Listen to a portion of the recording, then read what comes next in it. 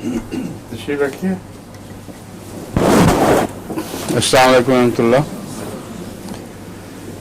आज full house है सवाए हमारे डॉक्टर मुजीब साहब के। मसूरा एजाज साहबा, क्या हाल है आपका? आपको कल पता लगा ना नवासों का क्या हाल हुआ था कल? हैं, दो थे।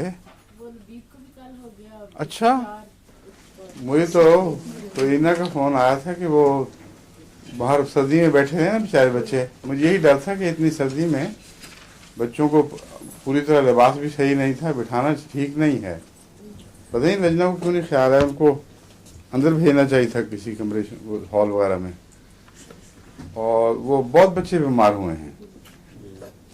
तो उसकी तो बेचारे की बड़ा बेटे का नाम क्या है उसका? तलहा। उसको तो मुझे नमूनिया का शुगर नमूनिया शायद हो गया था।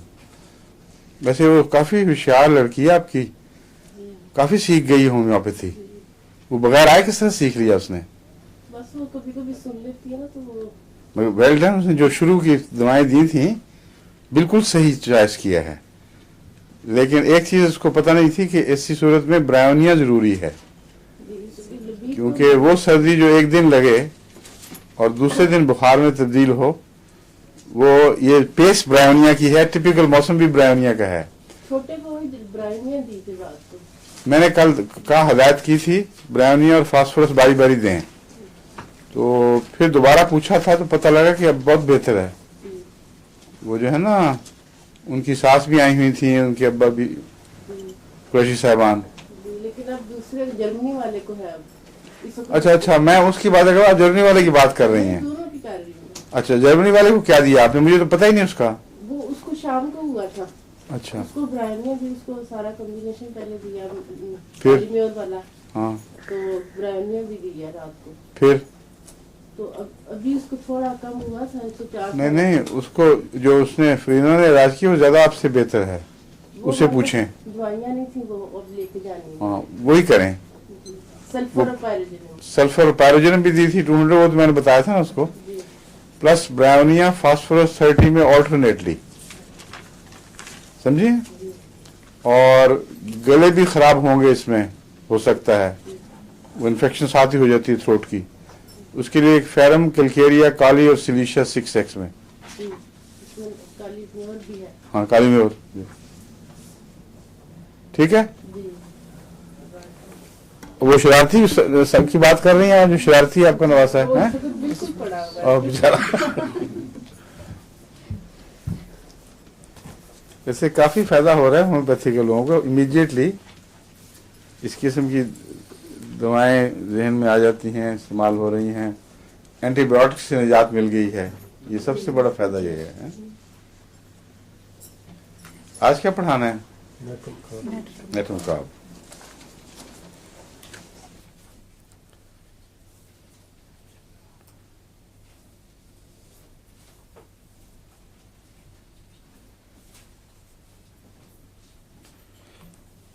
सोडियम एंड कार्बन, इन दो का मिला हुआ है ये कंपाउंड, इन दो के मिलने से बनता है। अब देखना यह है कि इसमें सोडियम की कितनी इलामतें हैं और कार्बन की कौन सी हैं। कार्बन में, जैसा कि काली कार्ब में भी है, धड़कनें और जिस तरह सेंसिटिविटी नॉइज वगैरह की, और जो भी खबर मिले वो दिल पर पड़ती है, ये नुमाया पाई जाती है काली कार्ब में। काली कार्ब में दो हैं जगह जहां हमला होता है अचानक खबरों वगैरह का, एक दिल और एक मैदा।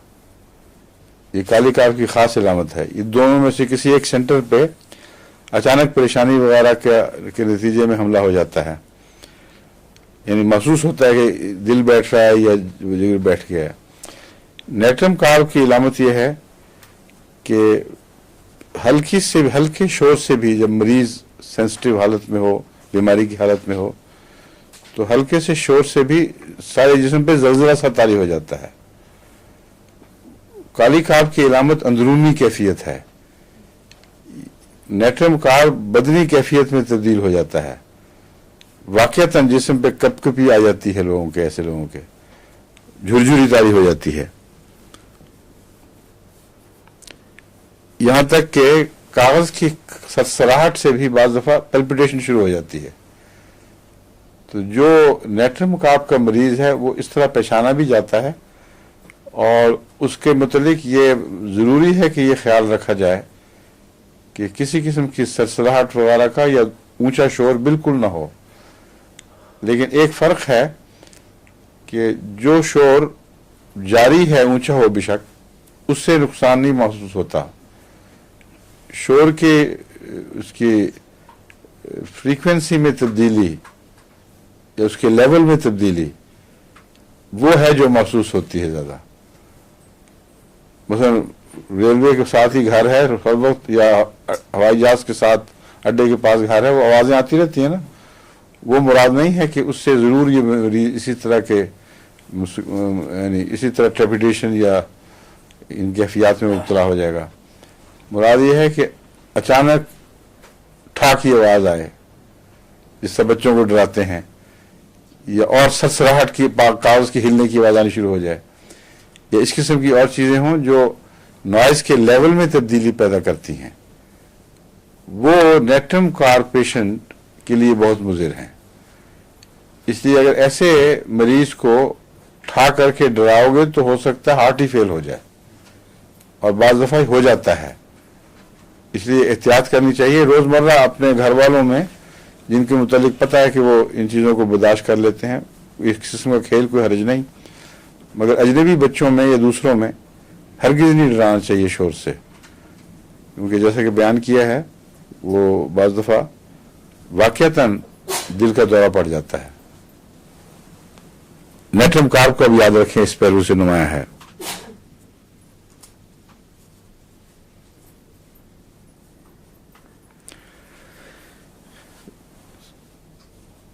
इसमें एक और रुझान है, जब क्रॉनिक केस हो नेट्रम कार्प का तो फैमिली से कुछ पहले एस्ट्रेंजमेंट शुरू होती है, यानी उससे दूरी का एहसास, अजनबियत, वो मोहब्बत, वो ताल्लुक जो ख़ानदान में रहता है उसमें कमी आनी शुरू हो जाती है, और फिर तमाम बनी नौ इंसान से ही, और मेलनकोलिया का मरीज हो जाता है ये आदमी,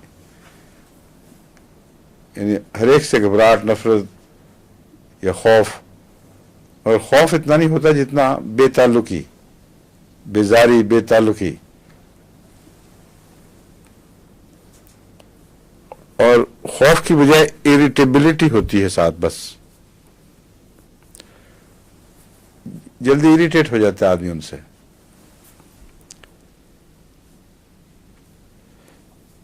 इसके पेशाब में एक इलामत मिलती है जो एक और दवाई के पेशाब में भी मिलती है, कि उसमें घोड़े के पेशाब की बू नुमाया पाई जाती है। और कौन सी दवाई है वो? Benzoic acid, correct.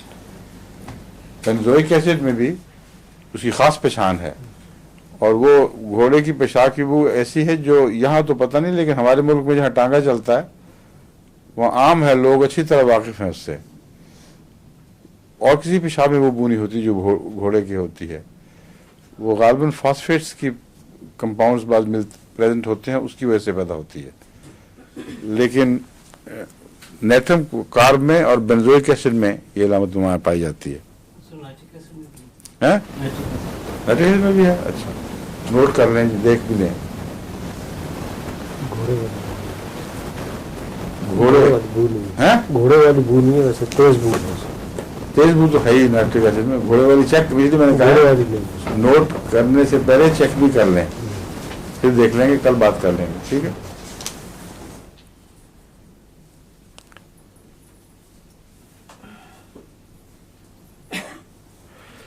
इसमें जो जल्दी बीमारियां हैं उनका भी एक अजब अंदाज है। ये उंगलियों के किनारों पर या पाँव के पंजों के किनारों के ऊपर और नखल्स पर ये खसूसियत के साथ उभार पैदा होते हैं। बस वो जल्दी अमराज आमतौर पर जो सारे जिस्म पर हों या सर पर या गर्दन पर, अमूमन बड़े जिल्द के हिस्से पर फैली हुई होती हैं, या थोड़ी भी हों तो सारे जिस्म पर कहीं न कहीं वो चटाख पड़ जाते हैं। इसकी खसूसियत यह है कि उंगलियों के पोरों पर, नकल्स पर और पंजे के, पाँव के पंजों के किनारों पर।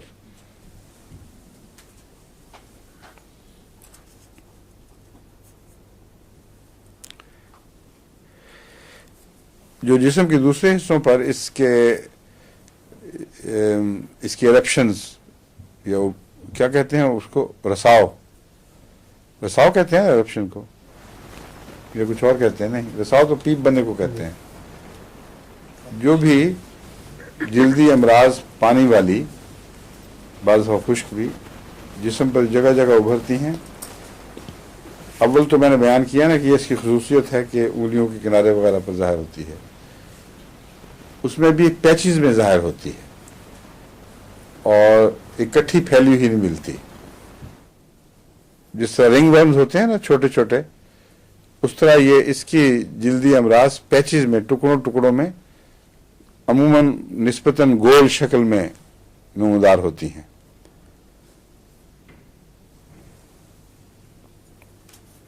और हर्पीज में भी ये अच्छी दवा है।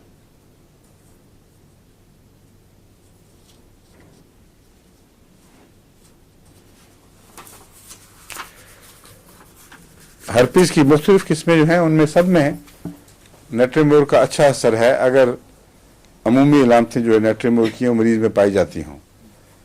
हर्पीज से पहचानना दवा का बहुत मुश्किल है, क्योंकि हर्पीज की अपनी इलामतें एक मुअय्यन सेट की सूरत में पाई जाती हैं। उनमें हर्पीज से तफरीक करते हुए दवा तक पहुंचना मुश्किल है। लेकिन ऐसा मरीज जिसको हर्पीज हो, नर्व्स के किनारे पर उभार हो और उस नुस्खे से एक फ़ायदा ना हो जो मैंने पहले बयान किया है, अगर वो रुझान रखता हो थोड़ी सी आवाज़ से, जैसे उसके जिस्म पर जलजला सा आ जाए, दिल धड़कने लग जाए, ऐसी सूरत में नेट्रम कार्ब नुमाया फ़ायदा देगी और फ़ौरन फ़ायदा देगी, क्योंकि हर्पीज के साथ इसका बड़ा गहरा ताल्लुक है। सोडियम और कार्बोनेट दोनों असाब से ताल्लुक रखते हैं और इस पहलू से असाबी तकलीफ है जो कि हर्पीज बुनियादी तौर पर उस पर असरअंदाज है। ये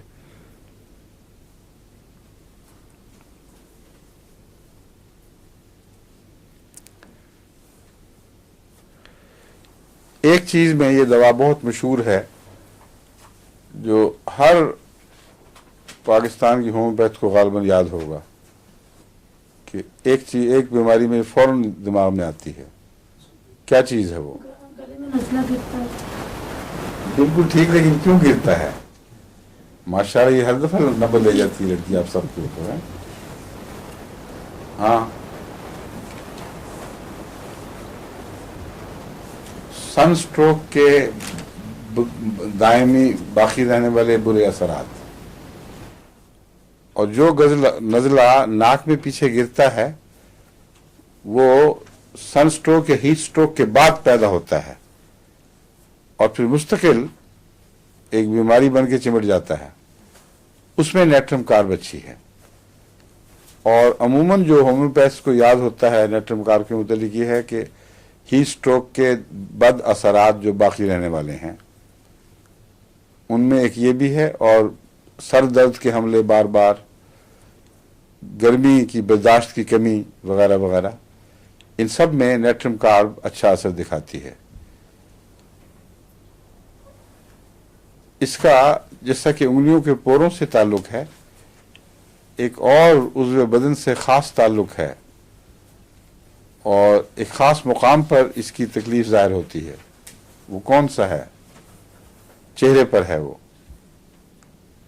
नाक की चोटी, नाक के सरे पर जो कच्चे कच्चे नासूर ज़ाहिर हो जाते हैं बाज़ दफ़ा, उनका नेट्रम कार्ब से बहुत ताल्लुक है। और कई दफ़ा मैंने देखा है नेट्रम कार्ब अल्लाह के फजल से मुफीद होती है। एक केस ऐसा था जिसमें फ़ायदा नहीं दे रही थी, बड़ी पुरानी बात है, वक्फ जदीद में जब मैं था, तो ये जो हिस्सा है ना ऊपर वाला गला गला और कच्चा कच्चा होता है कई मरीजों में। यहाँ तो मैंने नहीं देखा, लेकिन पाकिस्तान में तो ये मिलते हैं, ऐसे मरीज अक्सर मिलते रहते हैं और वो बड़ी तकलीफ दह चीज़ है। चोंच नाक की कच्ची कच्ची और गली गली सी हो, उसका नेट्रम वेव से ताल्लुक है, ना नेट्रम कार्ब से। और फोड़े भी नाक के सिर पर हों बकायदा, वो भी कच्ची कैफियत जरूरी नहीं, उसमें भी मुफीद है। एक मरीज था जिसको कोई फायदा नहीं हो रहा था, उन्हीं दिनों में हजरत खलीफतुल मसीह सालिस को इसका प्रोपोलिस का बहुत शौक था, और जब भी मिलता था और लेक्चर्स के साथ प्रोपोलिस के ऊपर भी लेक्चर हुआ करता था कि ये बहुत इफेक्टिव दवाई, जो शहद की मक्खी जो एंटीबायोटिक अपने लिए इस्तेमाल करती है, उसका नाम प्रोपोलिस है। पहले बता चुका हूँ आपको प्रोपोलिस के मतलब। हाँ, तो मैंने हजरत खलीफतुल मसीह सालिस से प्रोपोलिस ली और उसकी मरहम बनाकर इस मरीज को दी कि तुम नाक पे वहां लगाओ, और एक हफ्ते से भी कम अरसे में बिल्कुल जख्म साफ हो गया, और फिर दोबारा कभी नहीं हुआ। जब तक मुझे याद है उससे मिलना, फिर कभी नहीं हुआ। तो ये जो शहद और उससे मुताल्लक जो कीमिया पैदा होती, केमिकल्स पैदा होती हैं, उन सब में खुदा ने शिफा रखी हुई है गैर मामूली। इसलिए कभी कभी होम्योपैथी से हटकर इस दायरे में भी अपने मर्ज का इलाज तलाश करना चाहिए। शहद के मुताबिक मैंने पहले भी बताया था, कैंसर के खुले जख्म और आंखों के नासूर वगैरह में बहुत मुफीद पाई जाती है, गैर मामूली असर दिखाती है। और प्रोपोलिस तो एंटीबायोटिक के तौर पर बहुत इफेक्टिव है। बहुत तेज है, मैंने खाई थी तो गलती की इस तरह नहीं खाया करते, उसको बहुत हल्का करके खाते हैं। स्वीट बनाई हुई थी, हैं? स्वीट की सूरत में दी थी वो। स्वीट कैसी स्वीट थी वो? टॉफी की तरह ना। हाँ, उसमें ज्यादा क्या था, मिक्सर फार्मूला क्या था? मैंने खरीद के ले टॉफी का बहुत शौक है तुम्हें? नहीं मुझे नहीं शौक, वैसे आपने जिस दिन बताई थी ना, तो मैंने जाके टॉफी बना ली, बहुत शौक। तो मैंने खाई तो मेरा जोर से दिल धड़का वो। बहुत ताकतवर दवा है, और वैसे एंटीबायोटिक केमिकल्स के लिहाज से बड़ी हल्की है, मगर असल में गैर मामूली ताकत है। इसका पता है आपको क्या किस्सा है, किस तरह दरियाफ्त हुई थी? मैंने शायद बताया था, लेकिन आप में से कई नहीं होंगे उस वक्त। एक दफा फ्रांस में ये रिसर्च हो रही थी कि मुख्तलिफ दुनिया में जितने इंसेक्ट्स हैं वो बाज बैक्टीरिया कैरी करते हैं, तो ये एनालाइज किया जाए कि हर इंसेक्ट, मक्खी, मच्छर, छोटी छोटी वो जो कुतरियां वगैरह, हर किस्म के इंसेक्ट्स जो हैं, क्या उनका किसी खास बैक्टीरिया से ताल्लुक है, कोई एक बैक्टीरियम किसी खास से किसी के साथ मुतल्लक है या मुतफरक है, तो क्या क्या। ये रिसर्च थी अमूमी। उसमें जिस साइंटिस्ट के जिम्मे शहद की मक्खी लगाई गई, वो ये देखकर हैरान रह गया कि शहद की मक्खी के बदन पर कहीं किसी बैक्टीरिया का कोई सवाल नहीं, कुल्लियतन पाक है। और ये बहुत हैरत अंगेज डिस्कवरी थी, जिससे फिर एक नई रिसर्च का आगाज हुआ कि क्या वजह है कि शहद की मक्खी हर किस्म के जरासीम से पाक होती है। अब ये देखें अल्लाह की शान, फी शिफाउल लिन्नास, कुरान करीम का फरमाना खास तौर पर इसमें कितनी गहराई रखता है। उस जमाने में किसी के तस्वुर में भी ये बात नहीं आ सकती थी। जब रिसर्च शुरू की तो ये पता चला कि इतनी हाइजेनिक हैबिट्स हैं इस शहद की मक्खी की कि हर शहद के छत्ते के किनारे पर एक केमिकल लगाती है ये, जिसका नाम प्रोपोलिस है। और प्रोपोलिस बिल अमूम सफेदे के दरख्त से हासिल होती है, लेकिन उन सारे इलाकों में जहां सफेदे का नामो निशान भी नहीं, वहां भी इस मक्खी को खुदा ने ये बता दिया है कि तुमने प्रोपोलिस कहां से लेनी है। प्रोपोलिस लेती है और अपने छत्ते के चारों तरफ जो थ्रेशोल्ड है, उसका दहलीज जहां से आगे छत्ता शुरू होता है, उसके ऊपर ये मल देती है। और जब अंदर जाती है इस पर बैठकर फिर अंदर दाखिल होती है, जब बाहर निकलती है यहां पांव रखकर फिर बाहर निकलती है। तो दोनों दफा उसके पाँव के नीचे एक हल्का सा कोट आ जाता है जिसको जो हर किस्म के बैक्टीरिया से इसको पाक रखता है। इसी वजह से शहद के छत्ते के अंदर कोई बैक्टीरिया नहीं पनपते, दाखिल ही नहीं हो सकते, और शहद के अंदर भी जो ताकतें हैं वो भी उसका मुकाबला करती होंगी, लेकिन लार्जली प्रोपोलिस से ये फ़ायदा हासिल होता है। प्रोपोलिस पे फिर जब तहकीक शुरू हुई तो ख़ास तौर पर डेनमार्क में बाज़ लोगों ने बड़े बड़े मक्खियों के बनाए फार्म्स और उससे प्रोपोलिस लेनी शुरू की। फिर डायरेक्टली ये मालूम कर लिया कि दरख्तों में से कैसे प्रोपोलिस हासिल की जाती है, मगर अक्सर प्रोपोलिस मोम से हासिल करते हैं जो शहद के बाद बच जाती है, उसमें प्रोपोलिस कंसनट्रेट हो जाती है। तो इसकी जो वैक्स है जिससे वो बनाया जाता है उसमें भी प्रोपोलिस मौजूद होती है। वो आजकल यहाँ दवाओं में मिल जाती है, लेकिन कंसनट्रेटेड प्रोपोलिस जो है बहुत गैर मामूली ताकतवर चीज़ है। ज़रा सी आप ओवर डोजिंग करें तो सारे बदन में आग सी लग जाएगी, और जिनका दिल ज़रा निस्बतन कमज़ोर हो दिल ज़्यादा धड़कने लग जाएगा। इसको डाइल्यूट फॉर्म में लेना चाहिए, और मरहम के तौर पर इसको दूसरी ग्लिसरीन वगैरह किसी और चीज़ में हल्का करके या विटामिन ई में शामिल करके, विटामिन ई क्रीम में अगर इस्तेमाल किया जाए तो अमूमन रोज़मर्रा के फोड़े फुंसियों वगैरह में बहुत मुफीद है। यह है प्रोपोलिस। और प्रोपोलिस का जिक्र कैसे शुरू हुआ था? वो नाक के नासूर या नाक के कच्चे ज़ख्म से, वहाँ जहाँ नेट्रम कार्ब की रसाई ना हुई वहाँ मैंने प्रोपोलिस की ऑइंटमेंट इस्तेमाल की तो हैरत अंगेज तौर पर उसको शफा हुई।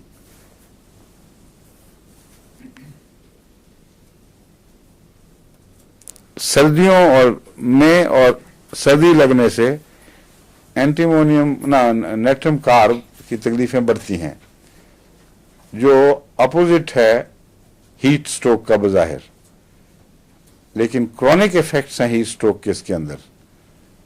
और कार्बन का जो एलिमेंट मैंने बताया था ना, बाज़ जगह कार्बन नुमाया हो जाएगी, बाज़ जगह नेट्रम में, और इन दोनों में सर्दी के रुझान पाया जाता है। वैसे कार्बन भी ठंडी होती है, नेट्रम भी ठंडा होता है, उसके बावजूद हीट स्ट्रोक के दायमी असरात इसमें है नेट्रम म्योर की कम्बिनेशन की वजह से। सोडियम क्लोराइड में नमक जो है इसकी कमी बेशी से हीट स्ट्रोक का बहुत ताल्लुक है। हीट स्ट्रोक में नमक कम हो जाता है तो उससे बहुत सी तकलीफें बढ़ जाती हैं। तो ये जो कॉमन एलिमेंट है इन दोनों में जो लिंक करता है जो हीट स्ट्रोक से, वो सोडियम का है दरअसल।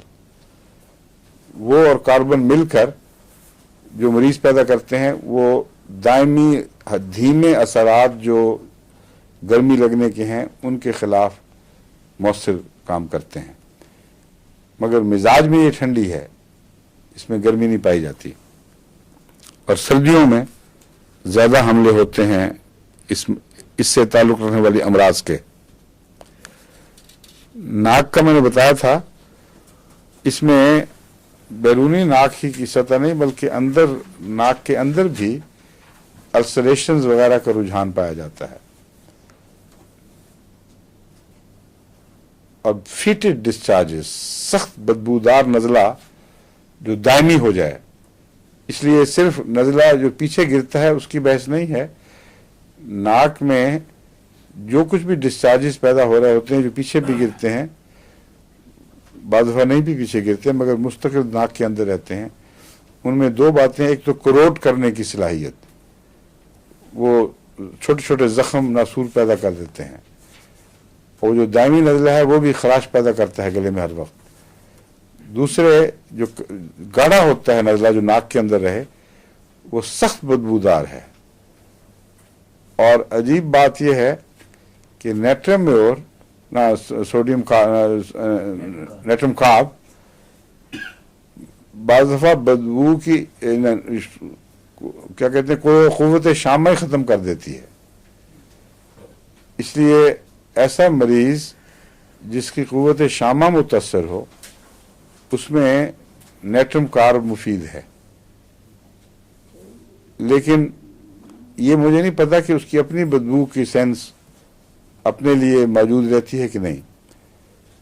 सल्फर में हमने ये पढ़ा था कि बदबूदार अखराजात लेकिन साथ ही सेंसिटिविटी टू स्मेल बहुत ज्यादा, और अपनी बदबू से भी सख्त घबराता है। यानी सल्फर के मरीज जो है वैसे गंदा नहीं है कि बदबू पसंद करे या गंद पसंद करे, गंदगी के बद असरात उस पर जो पड़ते हैं उनको अच्छा नहीं पसंद नहीं करता, लेकिन अखराजात जो हैं वो हैं बदबूदार। इसमें नाक की स्मेल का ज़ाया होना, कुव्वत शामा का ज़ाया होना मज़कूर है, लेकिन मेरे इल्म में नहीं कि आया मरीज़ खुद अपनी बदबू सूंघ सकता है कि नहीं। अगर नहीं सूंघ सकता तो जिस डॉक्टर के करीब आके बात करेगा उसी को अंदाजा लगाना पड़ेगा।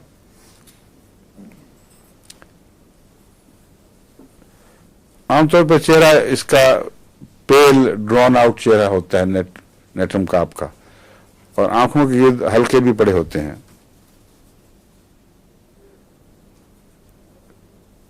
अल्सरेशंस, मुंह में हर किस्म के एफ्थी वगैरह नेट्रम कार्ब में मिलते हैं। और औरतों में जो नुमाया चीज है उसका नाम है नर्सिंग सो माउथ। जो औरतें बच्चों को दूध पिलाती हैं, बाज़ दफ़ा उनके अपना मुंह सोर हो जाता है, उसमें छाले पड़ने शुरू हो जाते हैं। ऐसी सूरत में यही इलाज है नेट्रम कार्ब।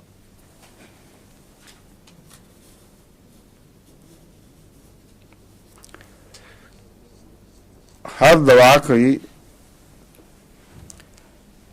एग्रेवेशन का एक वक्त होता है जब वो ज्यादा भड़कती है। इस दवा का कौन सा वक्त है, किसी को इल्म है? हैं? क्या क्या सुबह 9 एक बताओ, मंसूर तुम बताओ। सुबह 9 बजे के बाद। नहीं, नेट्रम की वजह से ख्याल आता है नहीं, वो नहीं। और हैं? 5 बजे। यहाँ कार्बन ज्यादा असर दिखाती है। कार्बन में रात के पिछले पहर 4 बजे से 5 बजे तक या 5-6 बजे तक बीमारियां बढ़ती हैं। नेट्रम में 9 बजे बढ़ती हैं। तो नेट्रम और कार्ब ने खींचातानी करके वक्त को थोड़ा सा आगे धकेल दिया है सुबह की तरफ। इसमें काली कार्ब में मेरा मतलब है, काली कार्ब में 3 बजे रात से लेकर सुबह 5 बजे तक ज्यादा मर्ज में एक्टिविटी आ जाती है, ज्यादा उसमें जोश पैदा हो जाता है। नेट्रम में सुबह 9 बजे। अब इस तरह याद रखें कि नेट्रम कार्ब में 5 बजे जो काली कार्ब का आखिरी किनारा है उस वक्त तकलीफ ज्यादा होती है, जिसका मतलब है कि 5 बजे फौरन खत्म तो नहीं हो जाती होगी, शुरू होती है। तो एन बीच में वाकया है ये, नेट्रम म्योर और काली कार्ब के बीच में इसकी एग्रेवेशन का वक्त वाकया है।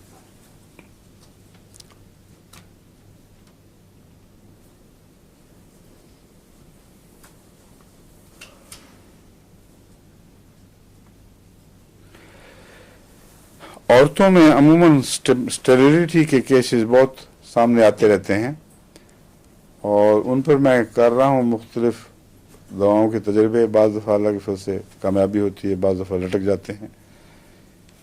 इस दवा को भी ज़रूर पेश नज़र रखना चाहिए। इसकी स्टेरिलिटी ज़्यादा क्रॉनिक होती है, और जहाँ तक अब मुझे ताज़ा तो कोई केस ऐसा नहीं जिसमें मैंने इसको इस्तेमाल किया हो, लेकिन पुराने ज़माने में इसकी जो पहचान मैंने रखी हुई थी वो ये थी कि जैसे नाक का नज़ला एक दायमी ड्रिप करने वाला है, ऐसी औरतों को दायमी लेकोरिया की तकलीफ होती है, और वो ज़्यादा नुमाया भड़का हुआ नहीं बल्कि कुछ न कुछ जारी रहता है। ऐसी सूरत में अगर स्टेरिलिटी हो तो ज़्यादा इस बात का इम्कान है कि अल्लाह के फजल से नेट्रम कार्ब के दायरे में अगर कुछ अरसा रखा जाए औरत को उसके ज़ेर असर तो स्टेरिलिटी ठीक हो जाए। और अगर ऐसा हुआ तो पहली इलामत ये होगी कि वो जो लेकोरिया जिसका मैं जिक्र कर रहा हूँ वो कम होना शुरू हो जाएगा और अमूमन सेहत अच्छी हो जाएगी, फिर वो हो सकती है कंसेप्शन।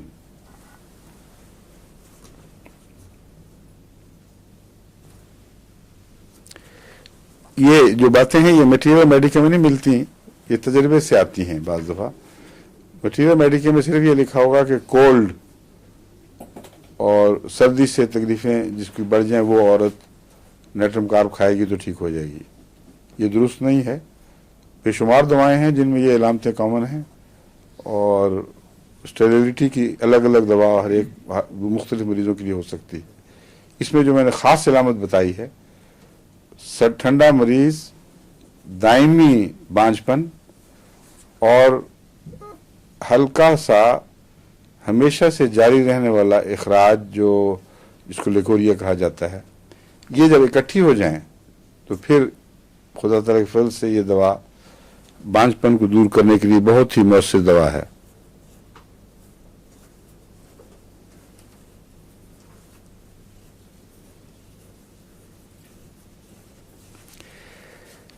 एक और इसमें इलामत है जो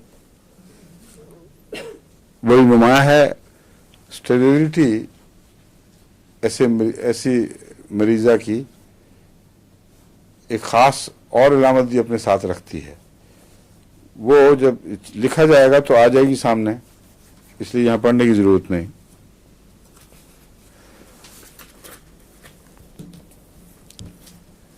अब तो मैंने टखनों में मोच आने के रुझान के मुतालिक बताया था। क्या बताया था? रूटा सबसे मौसर दवा जो दायमी तौर पर कारआमद है वो रूटा है, लेकिन उसके अलावा और भी हैं जो रूटा के अलावा काम आती हैं। बाद में मैंने बताई थी। क्या? नहीं, अभी 2-3 दिन हुए। कार्बोहाइड्रेट 4 दिन में जो पढ़ाई थी आपको दवाई, साइनेपिस थी, हैं? हाँ, क्लाइमेटिस, आगे सिस्टर्स पढ़ाई थी।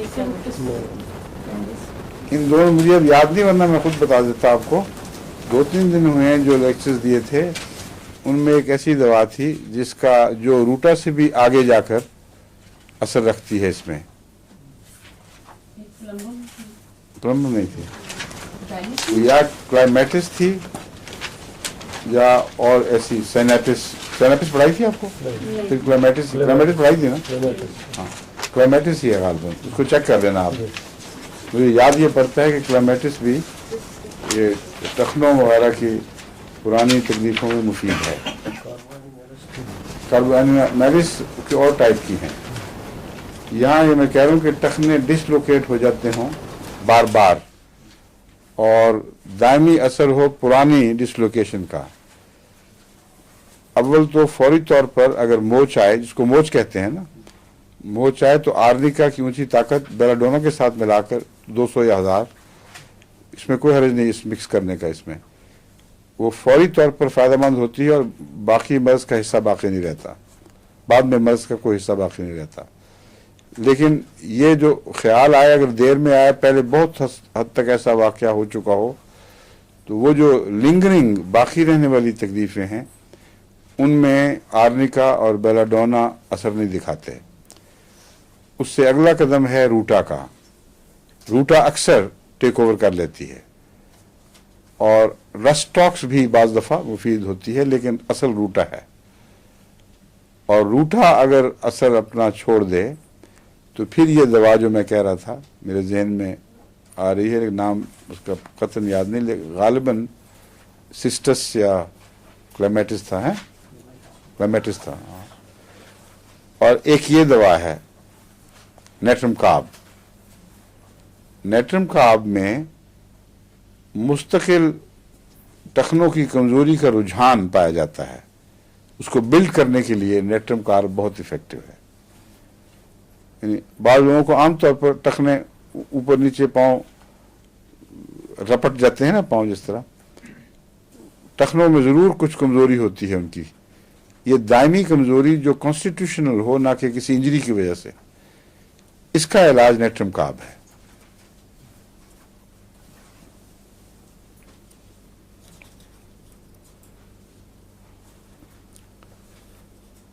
ये सिर्फ टखनों के मतलब खास है या किसी भी लिगामेंट की कमजोरी अगर हो, कोई जोड़ अगर मसलन कहीं के ये कंधे उतर नहीं, जाते हैं। नेट्रम काब का सिर्फ लेकर उससे ताल्लुक है, टखनों से। जो प्लम्बन का बताया था डॉक्टर, टखने की सूजन दर्द, टखने की सोजन का प्लम्बम को बताया था। जी हाँ, हो सकता है वही हो फिर। वो तो नहीं पता। नहीं, बैरिस पैनिस तो पुरानी पहले की पढ़ाई हुई है। सलीम कहाँ है वो कागज तुम्हारे? तस्लीम कर बैठे हो हैं? वहाँ पड़े होंगे शायद फाइल। हाँ, मुझे दिखाना, उसमें मैं चेक कर लूंगा। मुझे याद चूंकि नहीं है पूरी तरह, मुझे शुबा पड़ता है कि उन 2-3 दवाओं में जो मैंने पिछली दफा पढ़ाई थी उनमें इसका भी जिक्र था, समझे हैं?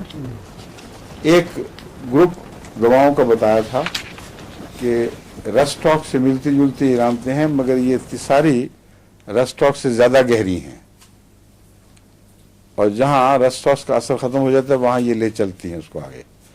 उसी जिक्र में मैंने बताया था कि अगरचे अमूमन ये बात दुरुस्त होगी, मगर क्रॉनिक फॉलेज के केसेस में मैंने सल्फर के साथ जब इंट्रोडोज किया है रस्टॉक्स को, तो रस्टॉक्स पुराने केसेस में भी असर दिखाती चली जाती है। इसलिए इसको ये पढ़कर रद्द नहीं करना चाहिए। सल्फर इसकी ताकतों को दोबारा जिंदा कर देती है। आमतौर पर अकेली रस्टॉक्स देंगे तो एक फालिज की एक हद तक इस्लाह करेगी, फिर रुक जाएगी वहां। सल्फर के साथ इंट्रोडोज करेंगे तो ये ताकत जारी रहती है। ये मैंने बताया था, उसी जिक्र की बात है। प्लम्बर में बताया था नहीं, दवाओं के 3-4 दवाएं बताई थी इकट्ठी कि इन सब दवाओं में सल्फर रस्टॉक्स के मुकाबले पर क्रॉनिसिटी ज्यादा पाई जाती है। जहां रस्टॉक्स ठहर जाए उससे आगे ये फिर भी काम करती हैं। वो सिर्फ प्लम्बर नहीं थी, और भी दवाएं थी। हाँ, बेशक जिक्र में किया हो, लेकिन मैं जो बात कह रहा हूँ वो एक दवाओं का ग्रुप था जिसका मैंने जिक्र किया था। 3-4 इकट्ठी थी। रेनोप्लस बल्बस और वो दवा जो पढ़ा रहा था नहीं, वहाँ प्लम्बर नहीं, जो और थी वो। तो मुझे निकाल के देना, मैं आप ही निकाल लूंगा उसमें, कागज ले आना वापस, ठीक है? अच्छा, अब मरकरी शुरू करना है आज। मरकरी बहुत ही अहम बुनियादी दवा है और बहुत ही खतरनाक जहर है जिस्म के लिए। एक दफा जिस्म माऊफ हो जाए मरकरी से तो उसका फिर निकलना जिस्म से बहुत ही एक कार्यदारद है, अगर नामुमकिन नहीं। लेकिन मरकरी पॉइजन आर्सेनिक की तरह दर हकीकत जिस्म में बैठ ही जाता है और बहुत गहरे असरात अपने दायमी रखता है। आर्सेनिक में और मरकरी के में दायमी असरात के लिहाज से एक फ़र्क है। आर्सेनिक अपने बद असरात को अगली नस्ल में मुंतकिल नहीं करता, बल्कि तमाम तर उसी एक वजूद में समेटे रखता है। तो जब तक जिंदा रहेगा आर्सेनिक के साथ जिंदा रहेगा, जब मर जाएगा तो आर्सेनिक समेत मिट्टी में दफन हो जाएगा। आर्सेनिक का कोई जर्रा भी बद असर के तौर पर अगली नस्ल में नहीं चलता। ये मरकरी ऐसी खबीस चीज है कि इसके बद असरात अगली नस्ल, उससे अगली नस्ल, उससे अगली नस्ल में जारी रहते हैं। और यही मिजाज आतशक का है, सिफिलिस का बैन ही यही मिजाज है। और सिफिलिनम जो सिफिलिस से दवाई बनती है उसका भी यही मिजाज है। इसलिए मरकरी सिफिलिस की चोटी की दवा समझी जाती है। सिफिलिस में 2 दवाएं हैं जो बहुत नुमाया। सिफिलिस का अपना मादा, उससे जो दवा बनती है वो अगर बहुत ऊंची ताकत में दी जाए तो वो मुफीद साबित होती है। अगर बराह रास्त फ़ायदा ना पहुंचाए तो दूसरी दवाओं को मौसर करने के लिए सिफिलिस का जो कि जिस तरह लॉजिस्टिक सपोर्ट होती है ना, जो तोपों के गोलों से जिस तरह सिपाहियों की मदद की जाती है, उस तरह सिफिलिनम ये काम करती है सिफिलिस के या सिफिलिस से मिलते जुलते अमराज में, और मरकरी वगैरह को क्योर करने में ज़्यादा मदद दे देती है। लेकिन बुनियादी तौर पर मरकरी की ये सिफत मैंने आपको समझा दी है, यह भूलनी नहीं चाहिए। वो जहर जो सारी उम्र का साथ देता है जिस्म का, फिर अगली नस्ल में भी चलता है। इससे ज़्यादा वफादार, खौफनाक वफादार जहर कभी नहीं देखा गया। ये मरकरी है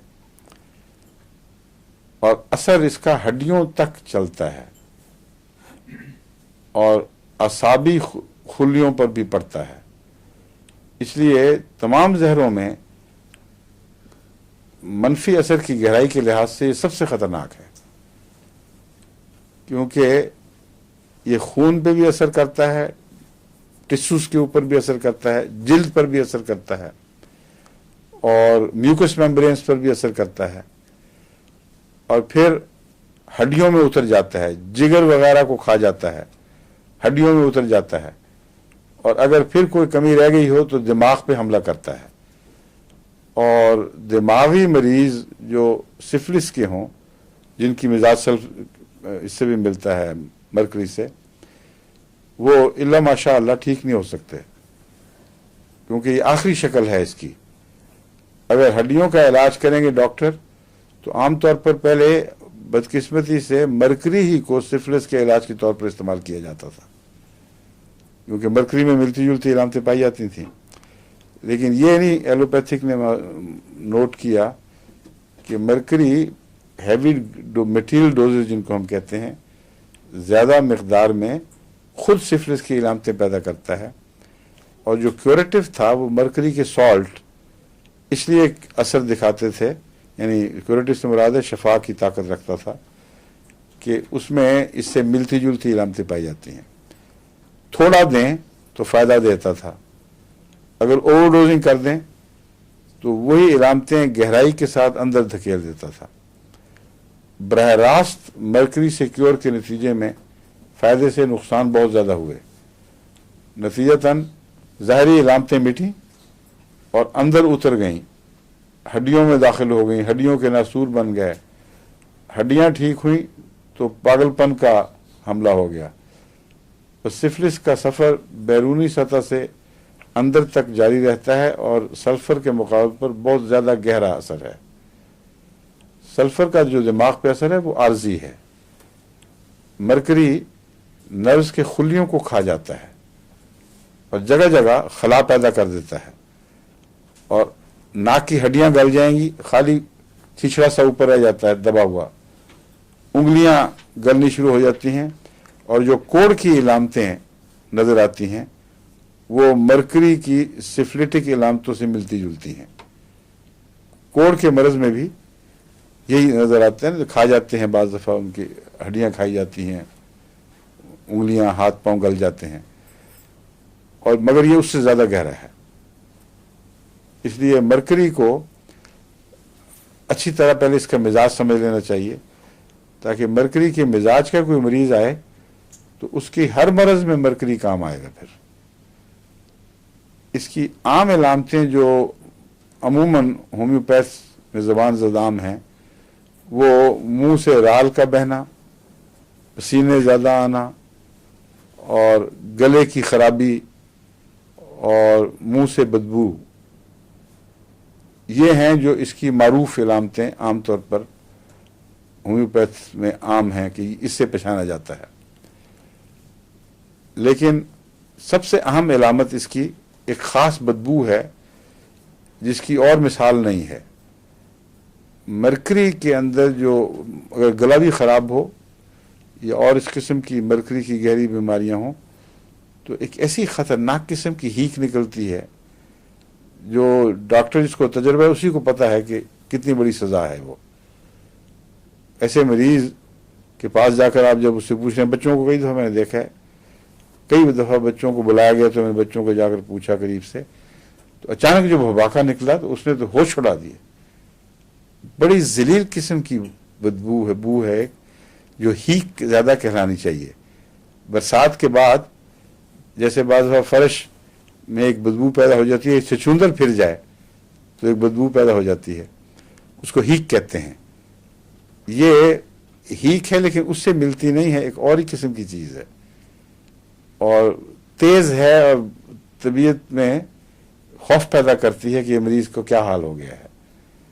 یہ ٹپیکل علامت ہے مرکری کی اور یہ تجربے سے پہچانی جائے گی, ورنہ اس بو کو آپ کے ذہن نشین کرنا بڑا مشکل کام ہے کیونکہ ہے ہی ایک یونیک چیز. یہ مرکری کا عمومی تعارف ہے. اس میں ہر قسم کی بیماریاں آ گئیں مختلف سطحوں پر, لیکن مرکری اگر آپ صحیح استعمال کریں تو اس کا فائدہ اس طرح ظاہر ہوتا ہے کہ اندر سے حرکت الٹ جاتی ہے, باہر کی طرف شروع ہو جاتی ہے. گلینڈز میں جو بیماریاں ہیں, یہ گلینڈز کی بھی بڑی خطرناک دوا ہے, وہ اچھل کے باہر آنا شروع ہو جاتی ہیں. اور جلد پر شدید قسم کی خارش جو بعض دفعہ یوں لگتا ہے کہ جیسے جلد کا کینسر ہو گیا ہے, ایسی خارش نمودار ہوتی ہے, یا رساؤ والے زخم, پھوڑے, ناسور اس کے بہت گہرے ہوتے ہیں. اور اس کے اوپر اس میں جو خاص ہے بات, اس کے جو چٹاخ ہیں وہ سفید رنگ کے ہوتے ہیں. ایک دفعہ لاہور سے ایک لڑکا آیا ربوہ میں جس کو ران کے ارد گرد سب نہایت گہرے ناسور تھے اور جو سفید رنگ کے تھے, چٹاخ جو اوپر پڑتے تھے, اور سخت عذاب میں مبتلا تھا. اس کو کوئی چیز فائدہ نہیں دے رہی تھی. اس کو میں نے مرکری شروع کرائی, جہاں تک مجھے یاد ہے 200 طاقت میں تھی. اللہ تعالیٰ کے فضل سے ایک مہینے سے یقیناً کم عرصے ہی میں بالکل صاف ہو گیا. اب خدا کے فضل سے اس کا کبھی کبھی خط بھی آتا ہے, شادی ہوئی, بچوں والا ہے, ٹھیک ٹھاک ہے بالکل. تو یہ جو ہومیوپیتھک دوائیں ہیں ان کا اگر مزاج سمجھ لیں آپ اور ان سے گہری شناسائی ہو جائے تو جب کوئی مریض سامنے آتا ہے فوراً دماغ میں آ جاتا ہے, کسی کتاب کے ورق نہیں الٹنے پڑتے. اس میں زخموں میں بھی سفیدی اور اس سے سفید چٹاخ بھی پڑتے ہیں جسم کے اوپر, وہ بھی مرکری کے حصے. لیکن اس کا عموماً عام طور پر یہ جو فلبیری ہے اس کا علاج نہیں ہے عام طور پر, لیکن اگر مرکری کی علامتیں دوسری پائی جائیں تو فلبیری میں یہ پھر آہستہ آہستہ نہیں بلکہ جادو کی طرح اثر دکھاتی ہے اگر باقی علامتیں معلوم. ایک کیس میں نے پہلے بھی بیان کیا تھا, سر سے پاؤں تک سوائے ایک بعض کالے حصوں کے جو بہت بھیانک تھے, سارا جسم سفید ہو گیا تھا. اور اس کے جب اس سے میں نے اس کا معائنہ کیا تو اس میں مرکری کی علامتیں پائی جاتی تھیں. اس لیے میں نے مرکری 1000 میں مرکسول اس کو دی, اور وہ بھی ایک ہفتے میں اتنا نمایاں فرق پڑا کہ میں نے کبھی اتنا تیز جلد پر اثر ظاہر ہوتے نہیں دیکھا. میں گزر رہا تھا مسجد مبارک سے جاتے وقت اپنے گھر, تو جہاں وہ کھلا سین جہاں کرکٹ بھی کھیلا کرتے تھے وہ جاتا ہے, وہ جگہ آتی ہے, اب تو غالباً کھلا نہیں رہا ہوگا, مکان بن گئے ہوں گے. وہاں پہنچا تو یہ آ رہا تھا گول بازار کی طرف سے شخص, تو میں نے کہا السلام علیکم. میں نے کہا وعلیکم السلام. میں نے نہیں پہچانا. کہتا میں نہیں پہچانے. میں نے کہا ہاں نہیں. کہتا میں وہی ہوں جس کو سارے برس تھی آپ نے دوائی دی تھی. جب اس نے کہا پھر مجھے, حالانکہ اس کے فیچرز تو وہی تھے, اتنا انقلاب یقین ہی نہیں آ سکتا تھا کہ ایک شخص اتنی جلدی اتنا نمایاں اثر دکھائے گا. اس کو بھی جس طرح کہ عام طور پر جلد کے مریضوں کو شوق ہوتا ہے, مسافر کرنے کا بڑا شوق تھا, اور وہ دونوں ہاتھوں سے مسافہ کر کے رگڑتا بھی تھا ہاتھوں کو. تو پہلے تو مجبوراً اخلاقاً کرنا پڑتا, پھر میں نے شوق سے مسافہ کیا, اس نے پوری طرح دبایا. اور بعد میں جب تک وہ زندہ, ابھی بھی زندہ ہے اللہ کے فضل سے, جب تک میرا علم تھا زندہ ہی تھا, اس کو یہ مرض دوبارہ نہیں ہوئی. تو مرکری جلد کے اوپر بھی اثر کرتی ہے, لیکن جب جلد پر اثر دکھاتی ہے تو اندر کوئی بد اثر ظاہر نہیں ہوتا. جب اندر اثر دکھاتی ہے تو جلد پر بد اثر ظاہر ہو جاتا ہے، جس کا مطلب یہ ہے کہ گلینڈز کو ٹھیک کیا گیا ہے اور باہر مرض کو دھکیلا گیا ہے۔ حضرت اقدس مسیح موعود علیہ السلام نے طاعون کے زمانے میں جب پیشگوئی کی تھی، اور ابھی طاعون ظاہر بھی نہیں ہوا تھا، تو ایک طرف پیشگوئی فرمائی ہے کہ خدا تعالیٰ نے مجھے بتایا ہے کہ کثرت سے ملک پنجاب میں طاعون آنے والا ہے، اور یہ سزا کے طور پر ہے، جو انکار کیا گیا ہے میرا اس کی سزا کے طور پر آئے گا۔ اور دوسری طرف بنی نوع انسان کی ہمدردی ایک اشتہار شائع کیا کہ طاعون سے بچنے کے لیے مجھے روحانی ذریعے سے یہ بتایا گیا ہے کہ اگر جلدی امراض پھیلا دی جائیں تو انسان طاعون سے بچ سکتا ہے، اور گلینڈز کی امراض جلد کی طرف منتقل ہو جاتی ہیں۔ ان میں 2 دوائیں جو بیان فرمائیں، ایک سلفر تھی اور ایک مرکری، اور یہی 2 مین سٹے ہیں ہومیوپیتھی میں۔ سب سے زیادہ گلینڈ سے امراض کو باہر جلد کی طرف دھکیلنے میں یہ کام کرتی ہیں۔ تو حضرت مسیح موعود علیہ السلام نے جو روحانی ذرائع سے بتایا وہ یقیناً یہ اللہ تعالیٰ کی طرف سے خبر تھی، اور ساتھ ہی یہ لکھا کہ میرے دل میں اللہ تعالیٰ نے اس بات کو پھیلانے کے لیے اتنا جوش پیدا کیا ہے کہ میرا دل چاہتا ہے کہ سب دنیا کو علم ہو جائے اس راز کا، کیونکہ اطباء کے لیے اس میں بہت گہرے فوائد ہیں۔ تو دراصل ہومیوپیتھک ایجاد تو ہو چکی تھی، لیکن اس کی تفسیر، اس کی اطلاع بھی ہندوستان تک نہیں پہنچی تھی، مگر حضرت مسیح موعود علیہ السلام کو اس روحانی ذریعے سے یہی علاج خود معلوم ہو گیا، جو احمدیوں کے لیے مزید تقویت کا موجب ہے۔ تقویت ایمان نہیں بلکہ یقین کی تقویت کا، کہ یہ چیز درست ہے اللہ کے فضل کے ساتھ، اس میں شفا کا کوئی نظام خدا نے رکھا ہے جو بہت گہرا ہے۔ ورنہ مسیح علیہ السلام یہ کہیں کہ اتنا میرے دل میں جوش پیدا کیا ہے کہ دل چاہتا ہے کہ سب دنیا کے اطباء کو بتا دوں کہ اس میں تم لوگوں کے لیے بڑے گہرے فائدے ہیں۔ تو مرکری ان میں سے ایک ہے، اس لیے مرکری جب اندر اثر کرتی ہے تو بالعموم اس کے جلد پر اثرات ظاہر ہو جاتے ہیں، اور اگر نہ بھی ہوں تو جہاں ٹھیک کرے گی اس سے اندر نیچے کی طرف نہیں دھکیلے گی۔ بہرحال اگر گلینڈ ٹھیک ہوا ہے تو یہ نہیں کہ پھر ہڈیوں پہ حملہ ہو جائے یا خون میں اثر چلا جائے، وہ ٹھیک ہو جائے گا اللہ کے فضل سے، اور کوئی بد اثر نہیں ہوگا۔ یہ ہے عمومی تعارف۔ سانس کے لیے جو لفظ یہ ڈاکٹر استعمال کرتے ہیں، کہتے ہیں فیٹڈ، یعنی فضلے کی بدبو، لیکن یہ بھی درست نہیں ہے۔ ٹوائلٹ میں آپ جائیں جو اس کی بدبو ہے وہ اور چیز ہے۔ جو مرکری کے مریض کے کمرے میں جاتے ہیں، ٹپیکل مرکری کا مریض ہو، زیادہ اس کا جو منہ یا اندر کے گلینڈز وغیرہ متاثر ہوں، اس کی بدبو چیز ہی اور ہے۔ مرکری سفلس کے دوسرے مزاج کی طرح رات کو مرکری کا مریض رات کو زیادہ سخت بیمار ہو جاتا ہے، رات اس کے لیے مشکل ہے، اور سفلس میں بھی میں نے بتایا تھا کہ یہ اس کی خاص علامت ہے۔ سفلینم میں بھی یہ بات پائی جاتی ہے، سلفر میں بھی یہ بات پائی جاتی ہے، مگر سلفر میں یہ بات رات کو بستر میں لیٹنے سے تعلق رکھتی ہے، رات سے نہیں، اس لیے کنفیوز نہیں کرنا چاہیے۔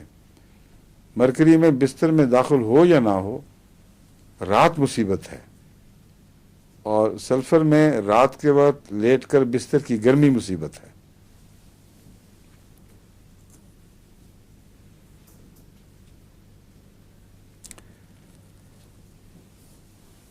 بون پینز جس کو کہا جاتا ہے، ہڈی کی دردیں، اس میں جو عام طور پر روزمرہ کی دوا ہے وہ ہے یوپیٹوریم۔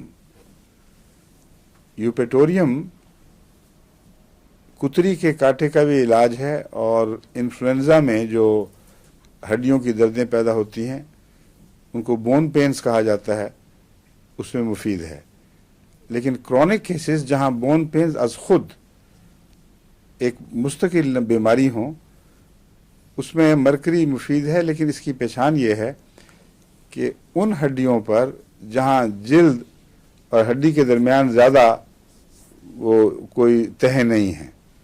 مثلا یہ پنڈلی کے سامنے کی جو شن کہلاتی ہڈی ہے نا سامنے کی، جہاں پتلی جلد اوپر چڑھی ہوئی ہے اور ہڈی ساتھ جڑی ہوئی ہے، انگلیوں میں جہاں جہاں بھی ہڈی اور جلد کے درمیان کوئی موٹی تہ نہیں ہے.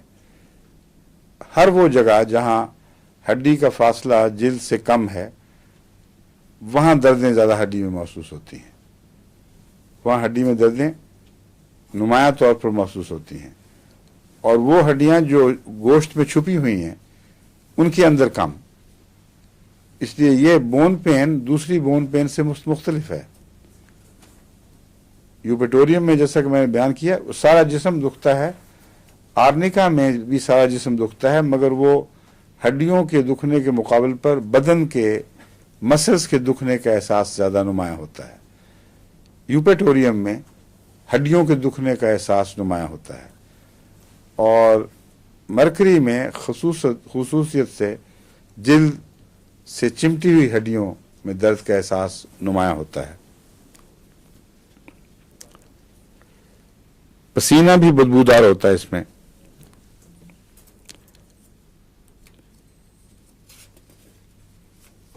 گلینڈز پر، ہر قسم کے گلینڈز پر اس کا بہت گہرا اثر پڑتا ہے. گلینڈز میں کیا کیا بیماریاں اس میں ملتی ہیں؟ ایک تو انفلمیشن عموماً، یعنی ان میں کہیں کوئی سوزش پیدا ہو جاتی ہے جو بعد میں پیپ میں تبدیل ہو جاتی ہے. دوسرے ناسور، خاص طور پر اگر گلینڈز میں گہرے لمبے چلنے والے ناسور ہوں تو مرکری کو نہیں بھلانا چاہیے.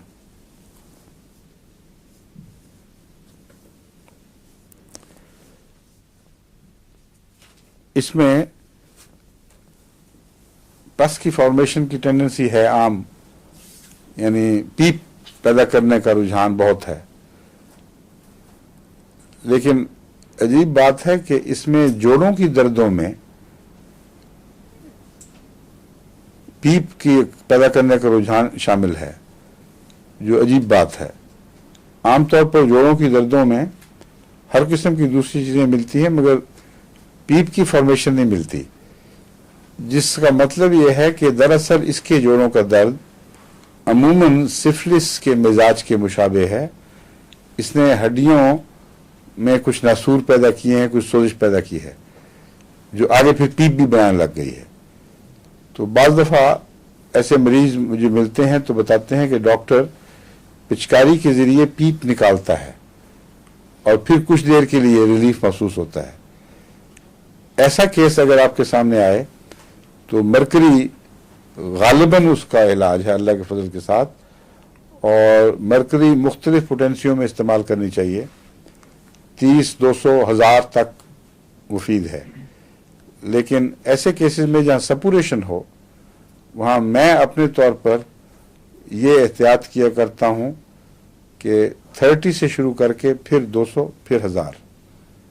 پہلی دفعہ 1000 نہیں دیتا کیونکہ مجھے خطرہ ہے کہ اگر ایسے کیسز میں جہاں گھٹنوں میں مثلا انفارمیشن بھی ہے، پیپ بھی پڑ گئی ہے، 1000 یا لاکھ دے دیں گے تو ہو سکتا ہے مریض کو بہت تڑپائے یہ چیز. اس لیے تحمل سے آہستہ آہستہ علاج کرنا چاہیے. ویسے بھی اس کا مزاج بڑا دھیما، یعنی آہستہ آہستہ آگے بڑھنے والا مزاج ہے، کرونک ہے یہ چیز. تو کرونک امراض میں پوٹینسیوں کو اونچا کرنے کی ضرورت تو پیش آتی ہے، مگر آغاز علاج کا تھوڑی چھوٹی پوٹینسی سے ہونا چاہیے. یہ محفوظ طریقہ علاج ہے. جب جوڑ میں درد ہو تو پیپ کا وہ سوجن جو بام ہو تو وہ اس سے علاج کریں. دیکھیں جو پیپ پڑتی ہے اندر اس کی اپنی ایک تپکن ہوتی ہے جو پہچانی جاتی ہے. پھوڑے میں بھی جب پیپ پڑ جاتی ہے، پیپ پڑنے سے پہلے کی انفارمیشن کچی اور ایسی ہے جو اس میں کوئی مزہ نہیں ہے اور تپکن نہیں ہے بلکہ مستقل درد ہے، اور اس درد میں غصہ پایا جاتا ہے. پیپ جب بنتی ہے تو اس میں تپکن، یوں چوٹیں اور درد کی لہریں پیدا ہونی شروع ہو جاتی ہیں، اور جب تک پیپ نکلے نا یہ بڑی سخت تکلیف ہو جاتی ہے اس کی. مگر یہ جو تپکن جس کو میں کہہ رہا ہوں نا، उसको पता नहीं लफ्ज सही है कि नहीं, तब का मेरी मुराद ये है कि सोजिश के साथ दर्द की लहरों का बार बार उठना, ये खास पीप बनने की इलामत होती है। उसमें खुदा के फजल से ये दवा बहुत मुफीद है। लेकिन आम तौर पर जो पीप पाई जाती है उसको निकालने के लिए, जल्दी अपने आखिरी दर्जे तक पहुंचाने के लिए सिलीशिया 6X बेहतर दवा है।